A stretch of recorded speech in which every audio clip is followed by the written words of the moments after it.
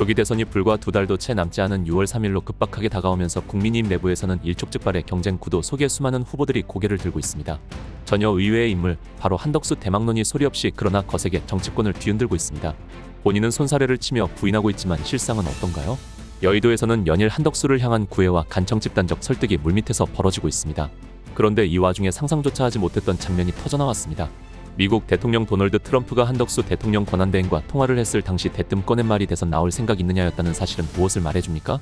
대한민국의 차기 리더십에 대한 논의가 국내를 넘어 미국 대통령의 입에서도 언급될 정도로 커졌다는 것이며, 한덕수라는 인물이 단순한 관리형 총리가 아니라 이제는 국제적인 주목의 대상이 되어버렸다는 것입니다. 그 통화에서 한덕수 대행은 단호하게 부인하지 않았습니다.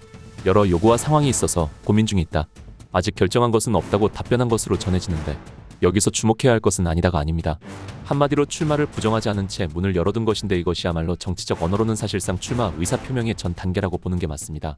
트럼프는 대한민국의 정세를 면밀히 지켜보고 있으며 자신이 신뢰하는 국제적 파트너로서 지목하고 있다는 해석이 가능합니다.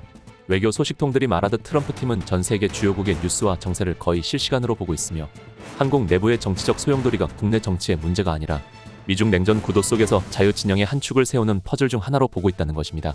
그런데 여기서 우리가 주목해야 할 대목이 있습니다. 트럼프는 통화에서 이재명의 대북 송금에 대해 북한에 제공한 뇌물로 규정하며 독재 정권을 실질적으로 지원한 반국가적 행위라는 입장을 분명히 했는데요.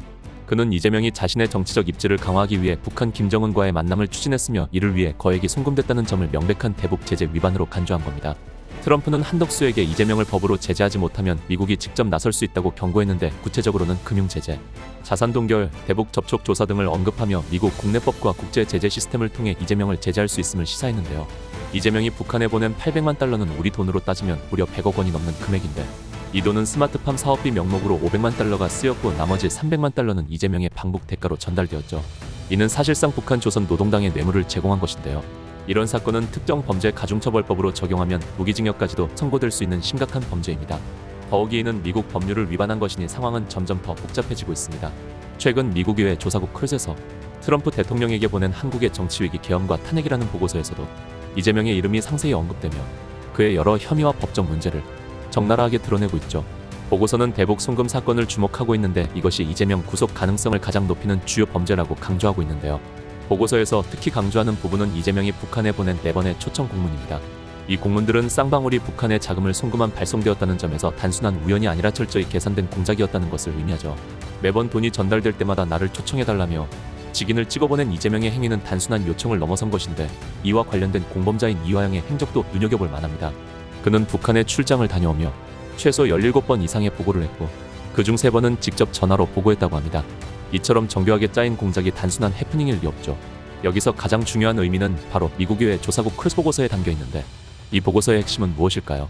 바로 북한에 자금을 송금한 행위가 유엔 제재 위반일 뿐만 아니라 미국의 독자적인 대북 제재를 위반했다는 사실이 이 사안의 본질인데, 국제사회를 뒤흔들 중대한 범죄 행위로 평가되고 있는 것이죠. 쌍방울의 대북 송금은 단순한 불법 자금 거래가 아닙니다. 이는 전 세계의 평화와 안보를 지키기 위해 만들어진 유엔 제재를 정면으로 위반한 행위이며, 동시에 미국이 독자적으로 대북 제재 행정명령까지 어긴 중대범죄인데요. 이 행위는 단순히 한 국가의 법률을 넘어서 국제 질서와 법치를 파기하는 행위라는 점에서 심각한데, 미국은 이러한 제재 위반을 매우 중하게 다룹니다. 대량연금 송금 즉 벌크캐시를 북한에 전달한 것은 단순히 비도덕적인 행동을 넘어서는 전 세계적 합의를 정면으로 부정하는 행위로 간주하고 있죠. 미국의 독자 제재 행정명령에 따르면 이런 위반 행위는 강력한 처벌을 받을 수 있는데, 미국 내 자산 동결, 금융기관 거래 금지, 징역형 벌금, 그리고 자산몰수가 포함됩니다. 이는 단순히 재정적 제재에 그치는 것이 아니라 법적, 외교적, 그리고 정치적으로도 치명적인 결과를 초래할 수 있다는 의미이고, 특히 대북 송금 혐의가 확정될 경우 이재명은 미국 입국이 금지될 가능성이 매우 높은데요.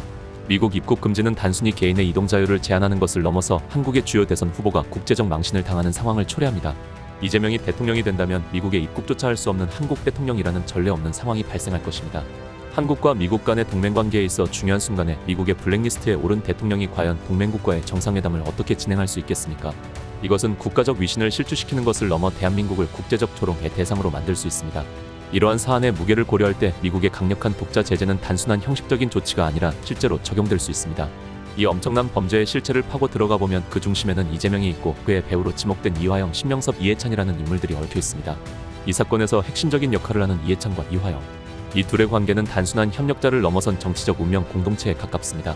이해찬의 오른팔이 바로 이화영이고 왼팔이 신명섭인데 이 둘이 바로 이재명의 배후에서 모든 공작을 실행에 옮긴 핵심 인물들이죠. 이화영은 경기도 평화협력 국장이라는 직책을 이용해 무리한 대북 송금을 추진했고 신명섭은 그를 보조하며 북한과의 접촉을 강화하는 데 모든 수단을 동원했습니다. 특히 이해찬은 쌍방울의 중국 공장까지 방문하며 직접 이 공작에 관여한 정황을 보였는데 플래카드를 걸고 공개적으로 이재명을 밀었다는 사실은 더 이상 부인할 수 없는 증거로 남아있는데요.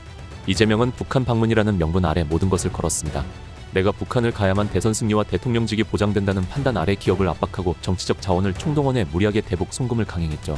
이 과정에서 신명섭은 이화영보다도 더 적극적으로 이 계획을 추진했습니다. 이 모든 것은 결국 이재명이 자신의 정치적 야망을 이루기 위해 벌인 전방위적 공작이었던 셈인데요. 이 사건의 본질은 단순합니다. 800만 달러라는 막대한 금액이 북한으로 넘어갔고 이재명이 그 사실을 알았냐 몰랐냐가 재판의 핵심 쟁점입니다. 하지만 이미 드러난 증거들만으로도 이재명이 보고받았고 직접 관여했다는 정황은 명확한데요. 800만 달러 즉 약 114억 원에 달하는 돈은 단순한 금액이 아닙니다. 이는 단순한 뇌물 사건을 넘어 국가안보와 국제법을 정면으로 위반한 사건이죠. 특히 이재명은 단순히 한국법을 어긴 것이 아니라 유엔 제재, 미국의 독자 제재, 그리고 대한민국의 외환법을 동시에 위반했습니다. 이는 한 국가의 문제를 넘어 국제사회 전체를 위협하는 중대한 범죄인데요. 미국의회 조사국 크루스 보고서는 이 사건을 상세히 다루며 이재명이 유엔과 미국법을 정면으로 위반했음을 명시하고 있죠. 미국은 이재명을 절대 가볍게 보지 않습니다.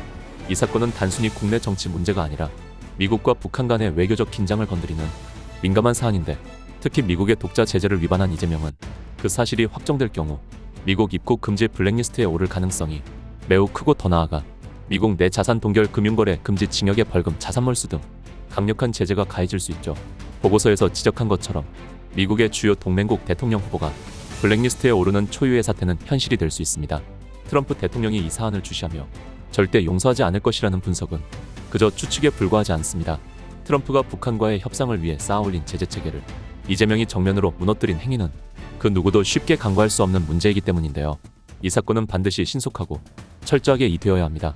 재판이 시작되면 800만 달러의 용도와 이재명의 관여 여부만을 다루면 되기의 심리가 오래 걸리지 않을 것입니다.